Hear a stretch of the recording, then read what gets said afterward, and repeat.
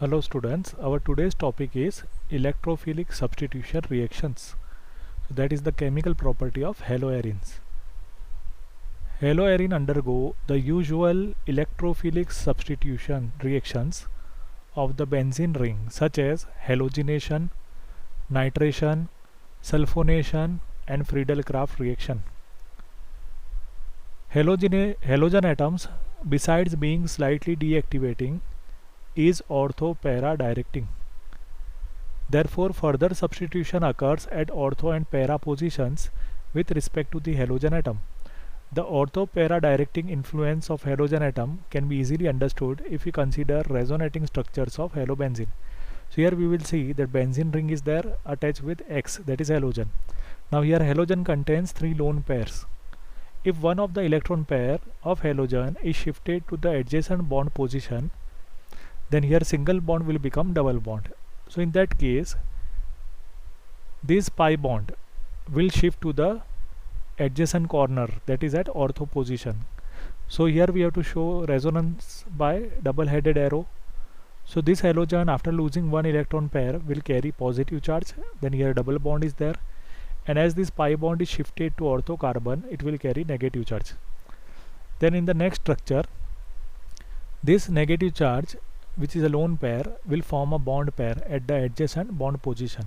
So that's why here single bond will become double bond, and this pi bond will shift to the neighboring corner, forming a negative charge. Now in the next structure, this lone pair on para carbon will form a bond pair at the adjacent bond position. So that's why over here, instead of single bond, it will become double bond, and the pi bond will shift to the ortho position to form negative charge. Now here we will see that due to resonance, the electron density increases more at ortho and para position than at meta position. So here we can see that in structure number 2, negative charge is on second carbon with respect to X. In case of structure 3, negative charge is on fourth carbon with respect to X. And in the fourth structure, the negative charge is on sixth carbon with respect to X. That means ortho, para, ortho. So electron density increases at ortho, para and ortho. So that's why as compared to meta position, ortho and para positions are electron rich. So in that case, the electron deficient species can attack the benzene ring at ortho and para position. So that's why we will see that haloarene becomes ortho-para directing group.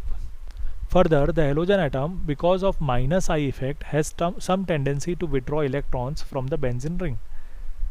As a result, the ring gets somewhat deactivated as compared to benzene, and hence electrophilic substitution reaction in haloarenes occur slowly and require more drastic conditions as compared to those in benzene. So here we can see that X can attract the electrons from benzene ring as it is more electronegative. So that's why we will see that the electron density on benzene will decrease, and if the electron density on benzene decreases, the electrophile will not be able to gain electrons from benzene, and so the electrophilic substitution reaction is difficult in benzene, in haloarene, as compared to pure benzene.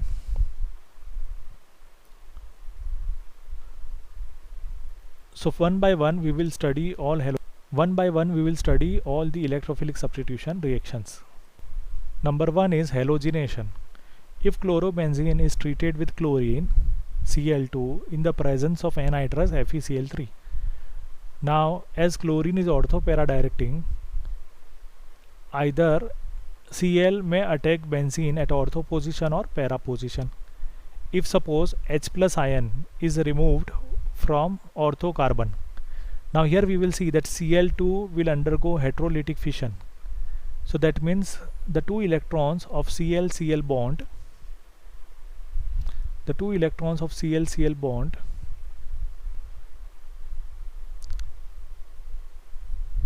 will go with any one of the chlorine atoms. So that means one of the chlorine will become Cl plus, and the second chlorine, which will accept both the electrons, will become Cl minus. Now H may be removed from ortho carbon, So in that case H plus is removed, so H plus will always go with Cl minus to form HCl as a byproduct. So here we will see that HCl will be formed. So now Cl plus which is remaining, that will attack the orthocarbon. So in that case we are going to get 1,2-dichlorobenzene.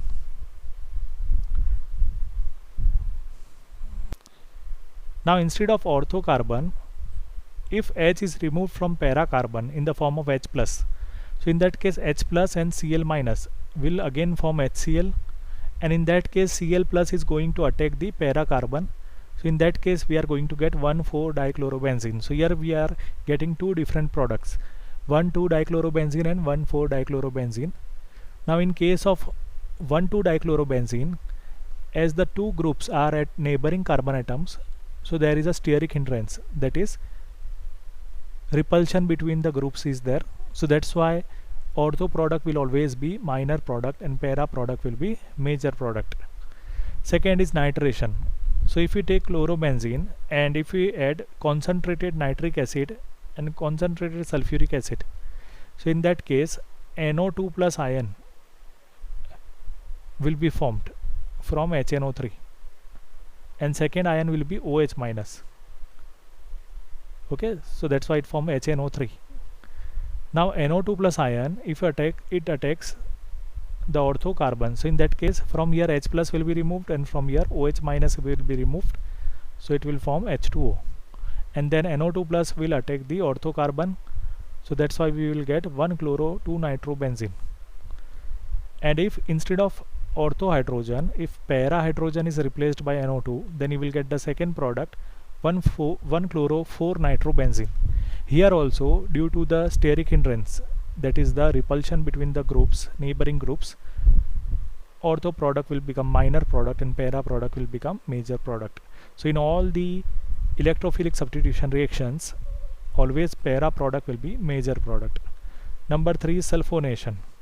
In sulfonation, we don't have to take concentrated HNO3, we simply have to take concentrated H2SO4 and heat. Now H2SO4 is having two parts. If you write H2SO4, so it will be having this structure. Now out of O and H, as O is more electronegative, it will take up both the electrons. So in that case it will form SO3H. Okay, from this side you will get SO3H. Now the SO3H will be negative, okay, or positive. Sorry, OH bond will be broken, SO bond will be broken. Okay, SO bond will be broken. Now out of oxygen and sulfur, oxygen is more electronegative, so it will take up both the electrons. So from this side you will get OH minus, and from this side you will get SO3H. And here we will see that as the OS bond is shifted to oxygen, so that's why sulfur will carry positive charge. Okay, so in SO3H sulfur is positively charged.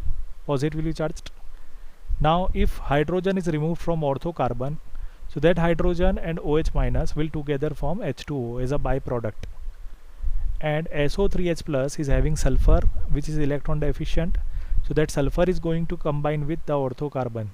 So at orthocarbon it will directly be attached with sulfur of SO3H. So we are getting 2-chloro, because here now benzene with SO3H will be taken as parent compound.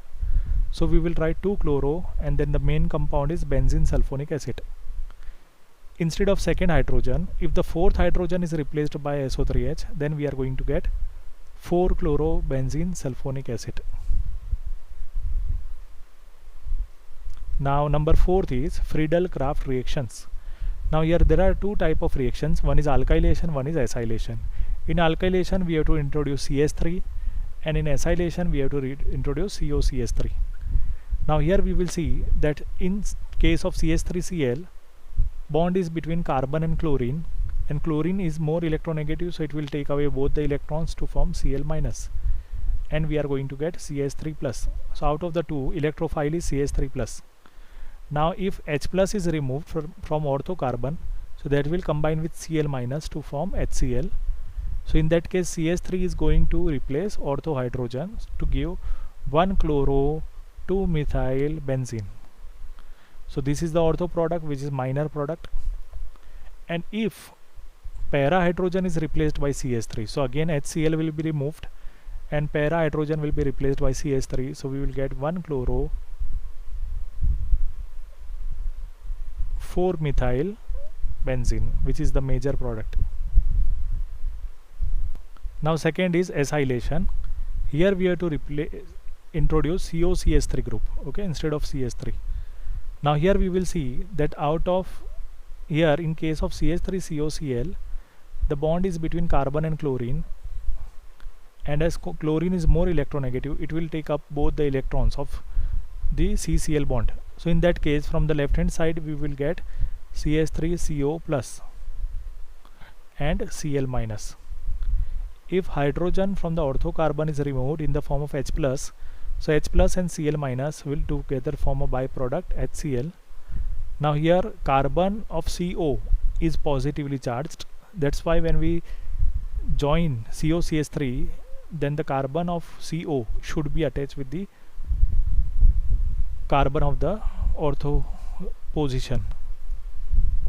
Now here second product which is possible is para product. So that is obtained when the para hydrogen is removed with Cl in the form of HCl, and thereafter COCH3 will get attached at the para carbon. Now here we will see that benzene with COCH3 is called acetophenone. So here chlorine is present on the second carbon of acetophenone, so that's why we will write 2-chloroacetophenone. And again here also benzene with COCH3 is acetophenone, and chlorine is present on the fourth carbon, so that's why we will write 4-chloroacetophenone. Now next is reaction with metals. So here we are having two reactions of haloarenes with metals. First is Wurtz-Fittig reaction and second is Fittig reaction. Now in case of reaction of haloalkanes with metals, we have seen that we are using 2 moles of haloalkanes. Now in case of Wurtz-Fittig reaction, instead of taking 2 moles of haloalkane, we take 1 mole of haloalkane and 1 mole of haloarene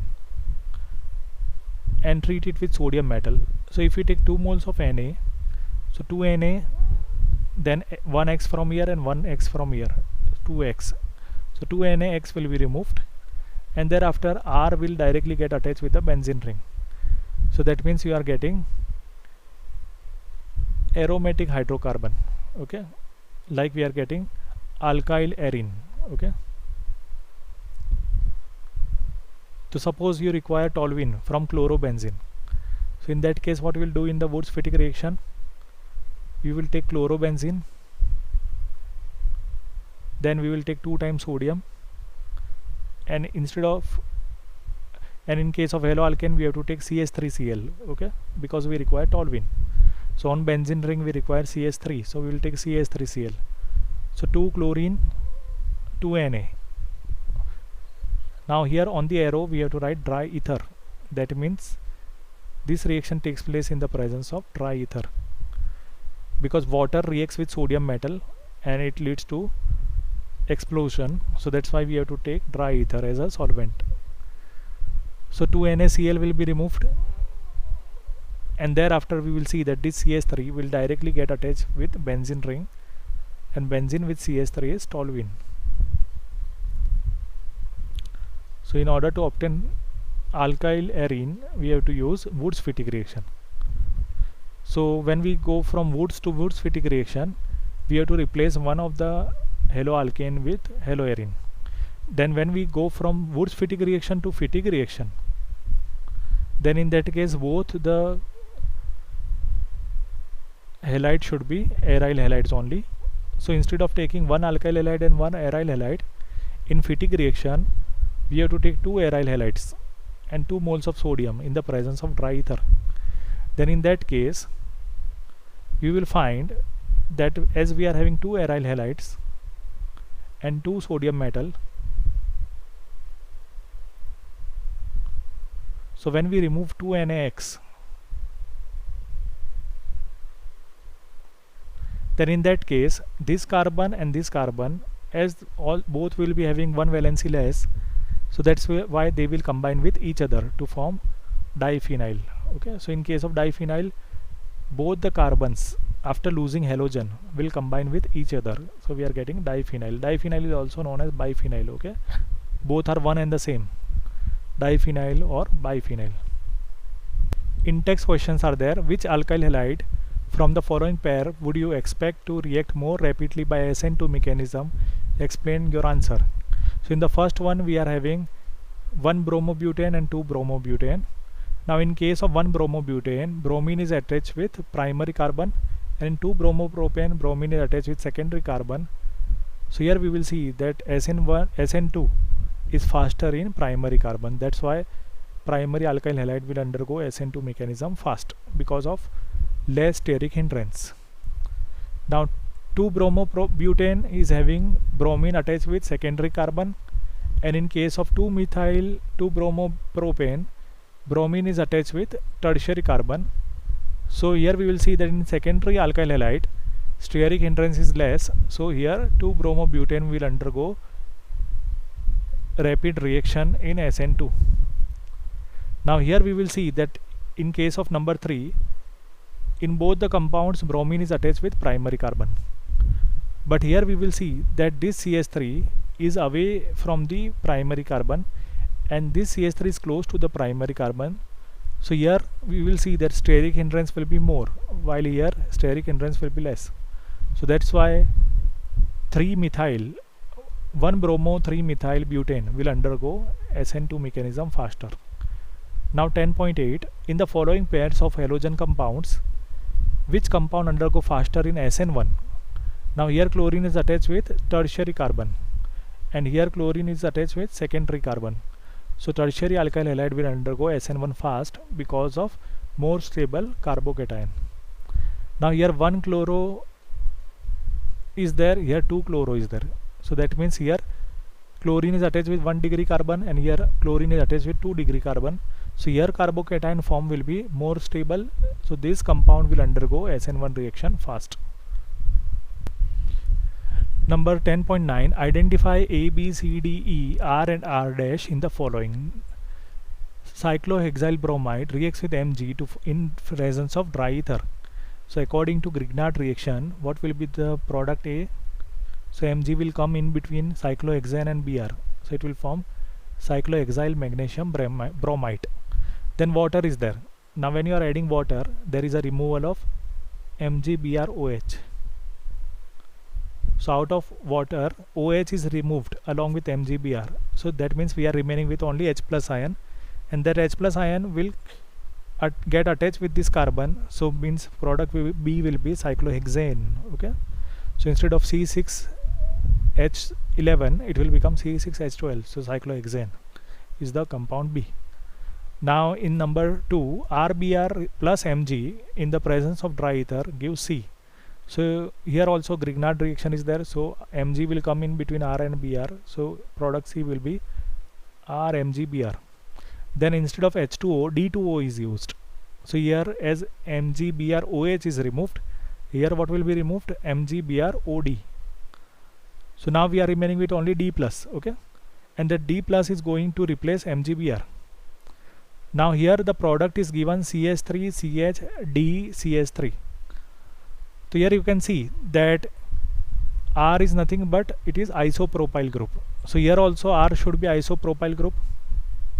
So that means our compound C is CH3MgBr. Okay, and thereafter we will see that after the removal of OD, that is MgBrOD, the D plus which is remaining, that is replacing MgBr, and then we are getting this compound. Okay, so that means this is our compound C, that is isopropyl magnesium bromide.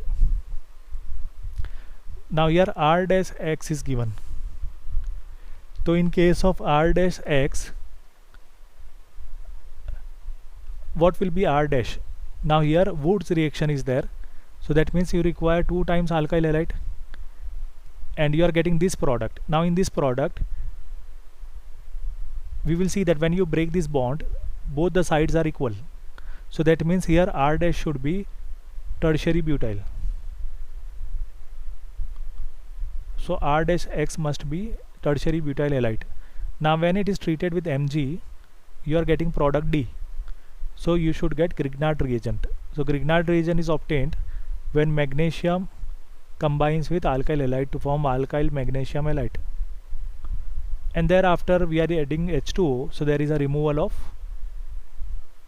MgBrOH, or we can say MgXOH over here.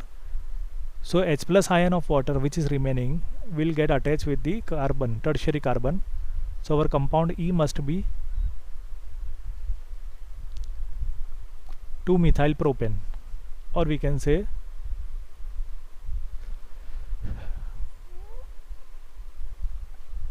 tertiary butane. Okay, 2-methyl propane is the product. Now next is polyhalogen compounds. Certain compounds containing more than one halogen atoms are usually referred to as polyhalogen compounds. Many of these are useful in industry and in agriculture. Some polyhalogen compounds are described in this section. Dichloromethane, or we can say methylene chloride. So when the two hydrogen atoms of methane are replaced by Cl, then we are getting dichloromethane, CH2Cl2. Dichloromethane is widely used as a solvent, as a paint remover, as a propellant in aerosols, and as a process solvent in the manufacture of drugs. It is also used as a metal cleaning and finishing solvent. Methylene chloride harms the human central nervous system. Exposure to lower levels of methylene chloride in air can lead to slightly impaired hearing and vision. Higher levels of methylene chloride in air cause dizziness, nausea, tingling. Okay, dizziness, that means नींद आना, nausea means चक्कर आना, tingling means हाथ पैरों में खाली चढ़ना या झंझनाहट होना, and numbness in the fingers and toes. In humans, direct skin contact with methylene chloride causes intense burning and mild redness of the skin. Direct contact with eyes can burn the cornea. So many MCQs may be formed from this paragraph. Now next is trichloromethane or chloroform. So that is CHCl3. Chemically, chloroform is employed as a solvent for fats, alkaloids, that means basic compounds, iodine and other substances. The major use of chloroform today is in the production of the freon refrigerant, that is R22. It was once used as a general anesthetic in surgery. So initially chloroform was used to make a person unconscious before surgery, but has been replaced by less toxic, safer alternatives or safer anesthetics such as ethers. Okay, so nowadays instead of chloroform, ethers are used as an anesthetic because more concentration of chloroform may lead to death of a person. As might be expected from its use as an anesthetic, inhaling chloroform vapors depresses the central nervous system. Breathing about 900 parts of chloroform per million parts of air, that is 900 ppm, for a short time can cause dizziness, fatigue, that means bhook na lagna, headache. Okay, chronic chloroform error, chronic, that means long time chloroform exposure may cause damage to the liver, where chloroform is metabolized to phosgene, as we can see over here. 2 moles of chloroform reacts with oxygen in the presence of light to form carbonyl chloride, that is phosgene, 2 times COCl2 plus 2HCl. Now this phosgene is a poisonous gas. So here we can see that chloroform itself is not poisonous, but when it is getting oxidized and converted into phosgene, that is poisonous to us. So it causes damage to the liver and to the kidneys, and some people develop sores, that means chhale ho jana, when the skin is immersed in the chloroform. Chloroform is slowly oxidized by air in the presence of light to an extremely poisonous gas, carbonyl chloride, known as phosgene. That's why we will see that in the chemistry laboratory, chloroform is stored in closed dark color bottles, completely filled so that air is kept out. Okay, so if the bottle is filled completely till the lid with chloroform, then no oxygen will be there inside the bottle, as well as if the glass of the bottle is dark colored, so sunlight or light from outside may not enter the bottle, and so phosgene will not be produced. Now next is triiodomethane, that is CHI3, also known as iodoform. So it is very important. It is used earlier as an antiseptic. Okay, so it was used to remove germs from the living tissues, but the antiseptic properties are due to the liberation of iodine, free iodine, and not due to iodoform itself. Due to its objectionable smell, means very bad smell, it has been replaced by other formulations containing iodine. Now next is tetrachloromethane or carbon tetrachloride, that is CCl4. It is produced in large quantities for use in the manufacture of refrigerants and propellants for aerosol cans. It is also used as feedstock in the synthesis of chlorofluorocarbon, freons, and other chemicals, pharmaceutical manufacturing, and general solvent use. Until the mid 1960s, it was also widely used as a cleaning fluid, both in industry as a degreasing agent, that means to remove grease, and in home as a spot remover and as fire extinguisher. Okay, so main use was as a fire extinguisher. There is some evidence that exposure to carbon tetrachloride causes liver cancer in humans. The most common effects are dizziness, lightheadedness, nausea, and vomiting, which can cause permanent damage to nerve cells. In severe conditions, this effect can lead rapidly to stupor, coma, unconsciousness, or death. Exposure to CCl4 can make the heart beat irregularly or stop. The chemical may irritate the eyes on contact. When carbon tetrachloride is released into the atmosphere, it rises to the atmosphere and depletes the ozone layer. Here we will see that whenever we are using CCl4 as a fire extinguisher, then we have to remember that the fire on which we have to sprinkle CCl4 should be dry fire. Okay, generally CCl4 is available in the market in the name, under the name pyrene. Okay, so that is used as a fire extinguisher.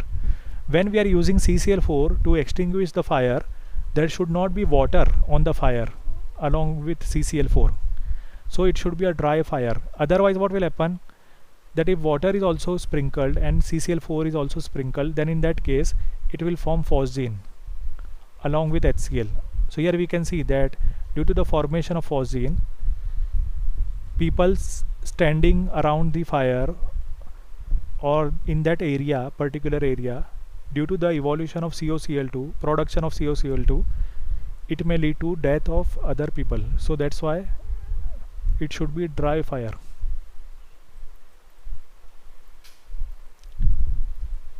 Now as we know that CCl4 depletes the ozone layer when it goes into the stratosphere, it is believed depletion in ozone layer is believed to increase human exposure to UV rays, leading to increased skin cancer, eye diseases and disorder, and possible disruption of the immune system. So immune system is also disturbed.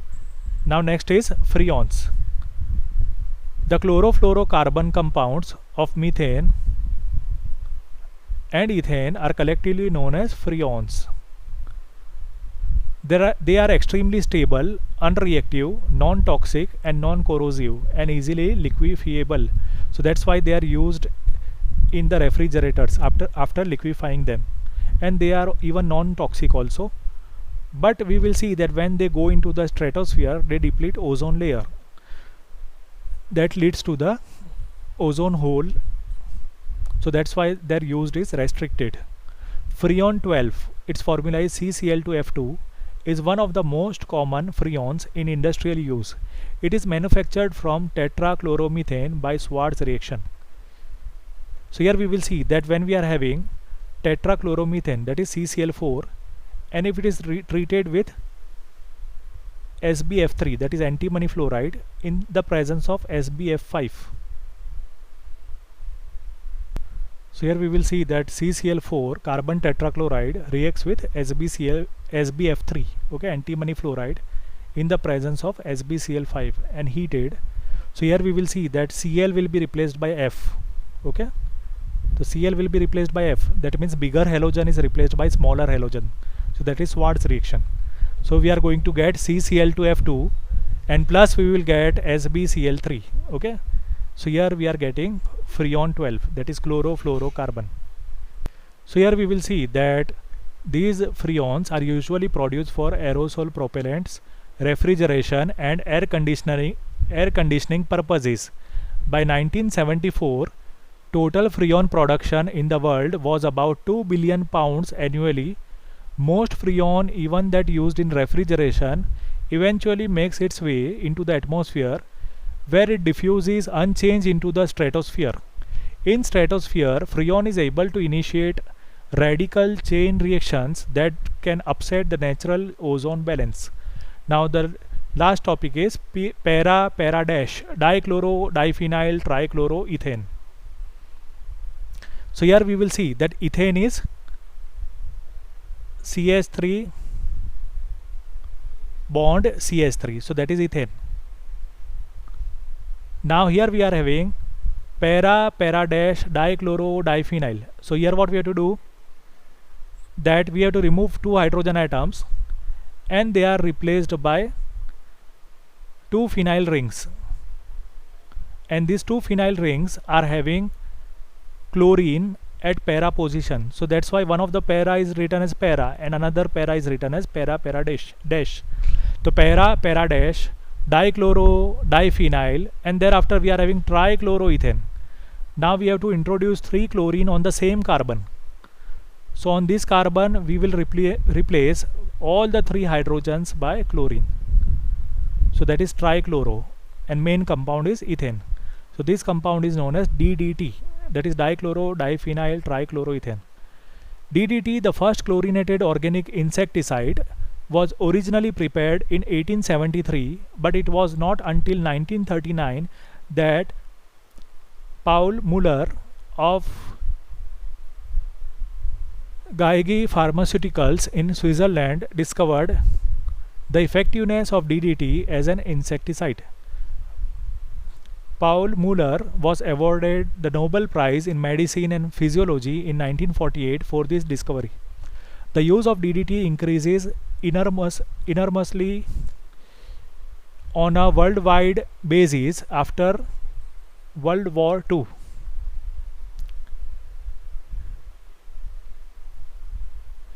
Primarily because of its effectiveness against the mosquito that spreads malaria and lice that carry typhus. Okay, lice means juu. Okay. So we will see that it is very effective against mosquitoes that spreads malaria and lice that carry typhus, which is causing typhoid. However, problems related to extensive use of DDT began to appear in late 1940. Many species of insects develop resistance to DDT. So here we will see that with the prolonged use of DDT, the new species of insects became resistant to DDT. So now they are no more effective against insects, and it was also discovered to have a high toxicity towards fish. Okay. So if this DDT with rainwater, when it flows down into the water bodies, they become toxic to the fish. The chemical stability of DDT and its fat solubility compounded the problem. So we will see that when animals were grazing those crops which were having DDT sprinkled on them, then that DDT went into their body, but it was not metabolized by the digestive system of animals. but it is getting deposited and stored in the fatty tissues, and if the ingestion continues at a steady rate, DDT builds up within the animal over time. The use of DDT was banned in USA in 1973, although it is still in use in some parts of the world. Okay. From this structure, MCQs are generally asked in the exam, and they may be on the basis of number of sigma bonds, number of pi electrons,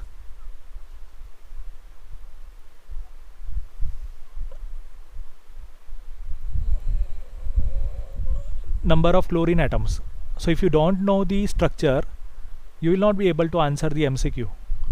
So you'll see that number of sigma bonds we have to count all the bonds. Sometimes students forget to count number of CH sigma bonds, then their answer becomes wrong. So when you count the total number of sigma bonds, so it will be 12 surrounding the carbon in the benzene ring, here also 12, 24. Thereafter we are having 25, 26, 27, 28, 29. So number of sigma bonds is 29. Number of pi electrons is, now here pi bond is not asked, pi electrons is asked. So here we will see that there are 3 and 3, 6 pi bonds. So pi electrons will be double of that, that is 12. And number of chlorine atoms, so that is 1, 2, 3, 4, 5. So 5 chlorine atoms are there. So such type of questions are generally asked in the exam. So here our chapter is over.